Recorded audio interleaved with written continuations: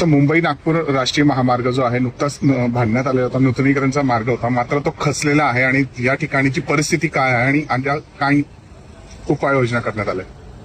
रचलेला मार्ग असल्याबाबतच आपल्याला लोकांकडून आणि तत्काळ आपल्या ऍडमिनिस्ट्रेशन कडून पण जेव्हा सूचना प्राप्त झाली तर तो मार्ग आपण तात्काळ पद्धतीनं बंद करण्यात आलेला आहे. त्याच्यावरची ट्रॅफिक आपण थांबवलेली आहे. संध्याकाळपर्यंत आपली नॅशनल हायवेची जी टीम आहे दिल्लीवरून ती येते, तिथे इन्स्पेक्शन देखील करण्यात येईल आणि तो मार्ग सुस्थितीत आहे आणि तो परत वापरास योग्य आहे की नाही याबाबतची आपल्याला शहानिशा करता येईल आणि ती झाल्याच्या नंतर आपण तात्काळ तो मार्ग पूर्ववत सुरू करू किंवा जी काही त्याच्यामध्ये दुरुस्ती आवश्यक असेल ती दुरुस्ती करून आपण मार्ग तात्काळ पूर्ववत सुरू करू.